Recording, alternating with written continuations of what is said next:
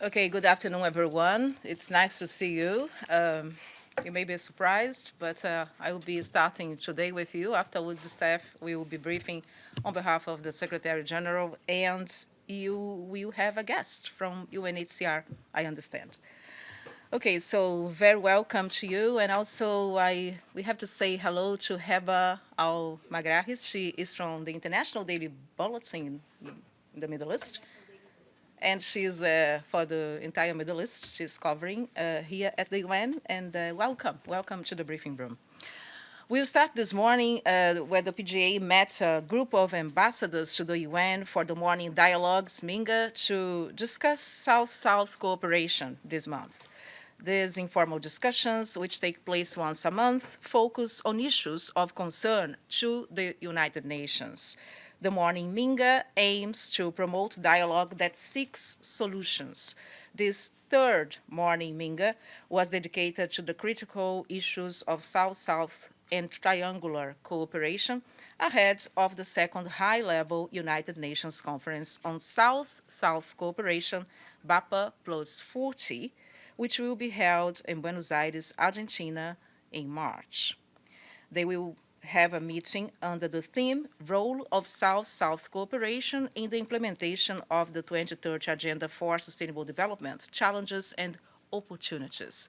Ms. María Fernanda Espinosa said that the discussion today served to highlight the importance of reinvigorating South-South cooperation, which is key to achieve the Agenda 2030 of Sustainable Development and promote global economic growth. And yesterday, the President of the General Assembly received CARICOM leaders, including Prime Minister Timothy Harris of St. Kitts and Nevis, Prime Minister Keith Rowley of Trinidad and Tobago, the Minister of Foreign Affairs and Labor of Grenada, Peter David, and the Secretary General of the Caribbean Community, Irene LaRocque. The CARICOM leaders briefed the President about their meeting with the Secretary General, Antonio Guterres, on the situation in Venezuela and its implications for the region. They reiterate their full support for a peaceful solution based on political dialogue and reaffirmed their commitment to the United Nations Charter, emphasizing on the need to preserve Latin America and the Caribbean as a zone of peace. The President of the General Assembly commended CARICOM for their key role in the promotion of peace in the region and also reiterated her call for urgent political dialogue focused on the need for peace and stability. Mrs. Espinosa acknowledged the mediation offers by different countries to encourage meaningful national dialogue involving all relevant stakeholders in Venezuela as the most effective way to restore calm, as well as the cooperation needed for the country to work for its people. A peaceful solution in a manner that is consistent with Venezuela's constitution and international law is the only way to ensure the well-being of all Venezuelans. And this afternoon, the PGA is meeting with the Executive Director of the Green Climate Fund, Ms. Javier Manzanares. Later on, she will receive in her office the President of the International Foundation for Electoral Systems, Mr. Anthony Bambury, and the Chief Executive Officer of the Carter Center, Ms. Mary Ann Peters. This evening, Ms. Espinosa will talk to members of the Foreign Press Association. More details on our website, un.org/pj/73, and on our YouTube channel at United Nations GA73. And of course, the Twitter account, UN_PJ. And this is all from us. Do you have any questions? Oscar, go ahead. Yes, thank you. Have you. Okay, Venezuela's acting president, Juan Guaido, has been designated a diplomat's representative for each one of the countries who recognize them. So, including the OEA and the Group of Lima. So, in this regards, what is the General Assembly President position? Whether that Juan Guaido, he might name a representative for the UN. Okay, first of all, we don't have any communications in this regard from Venezuela, coming from Venezuela. We said here before that there is a mechanism in case there is a request for representation at the United Nations. This request has to go to through the Credentials Committee, which will analyze the request and then make a decision. The committee, however, met last year and issued the credentials for the delegations which are represented to the United Nations. So there is a process, but again, we're not going to get ahead of ourselves as we don't have any request in this regard. But thank you for your question, Oscar. Yeah, go ahead. Mónica, ¿existe la posibilidad de que el tema de Venezuela entre a la agenda general de la Asamblea bajo la presidencia de la presidenta Espinosa? De que el tema, sabemos que las credenciales obviamente tienen que ser manejadas de una manera bajo la Carta de Naciones Unidas. ¿Existiría esa posibilidad de que ese sea un tema que se pueda empezar a manejar ya que se empezó en el Consejo de Seguridad? So you asked in Spanish, would like to translate Yes. that for... No, it's okay.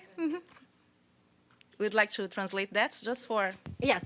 So I'm asking basically if the subject of Venezuela will be included during the agenda of the General Assembly under Ms. Espinosa presidency.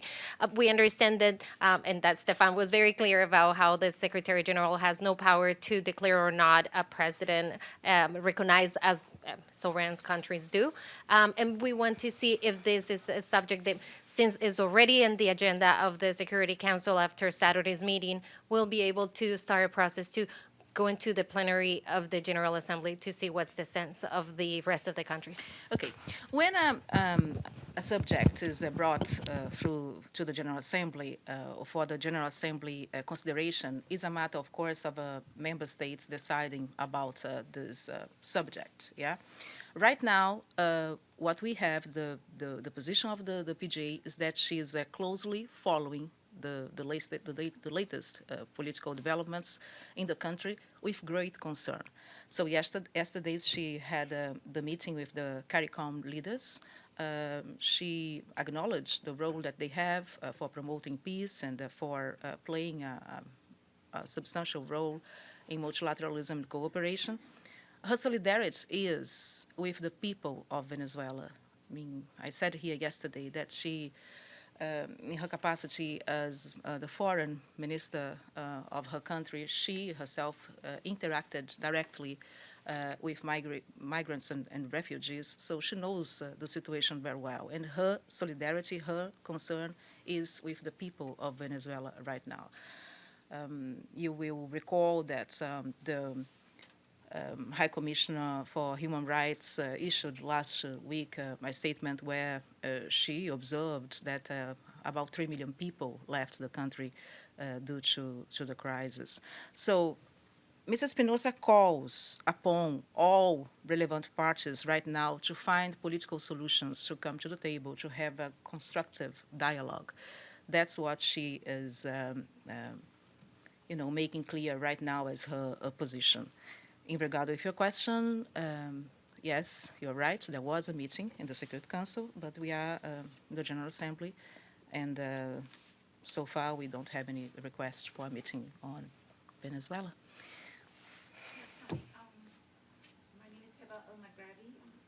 International Daily Bulletin, Al-Nashra al-Dawliya, that's the name in Arabic. I have a question regarding Yemen, concerning Yemen. There were attacks yesterday that were done by the Houthi militants to some of the UN team working there. What are the actions that were taken or the future actions that will be taken by the UN regarding this issue, especially that it wasn't the first time that it happened. It happened a few times before. Thank you. First of all, we condemn any act of violence and attacks against any human being. And in this case, we're talking about a UN personnel, a UN team. And I will refer you to my colleague, Stefan Dujarric, who will be briefing about this when he comes. But our position is to condemn this act of violence, and there is no justification for such violence against UN employees or anyone for that matter. Yeah.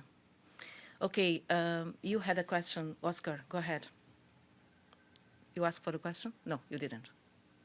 Yeah, I did. Okay, so go ahead. Can you get your mic? Okay. Do you have your mic? About human rights. No, do you have your mic? Sorry. Do you have your Yes. microphone? Oh. Yes, because otherwise our colleagues Yes, the can't other hear. one is the situation in Colombia with human rights.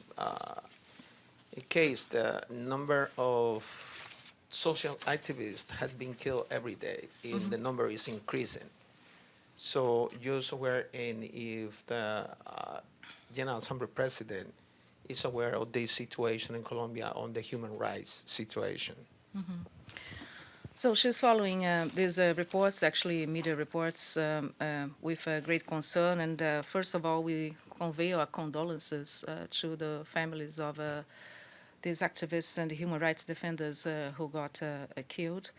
The PGA is, she said before here, actually, when she was asked about this question, that human rights defenders, they have to have the right to exercise their work and their activities in a spirit of free of harassment, free of violence, or any other threat to their work or to the work that they are doing.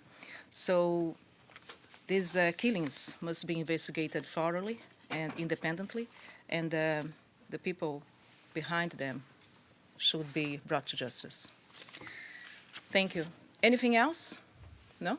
Okay, so now I leave you in the very capable hands of Stéphane Dujarric, my colleague, who will continue the briefing of the Secretary General. Thank you very much, and I'll see you tomorrow. Thank you.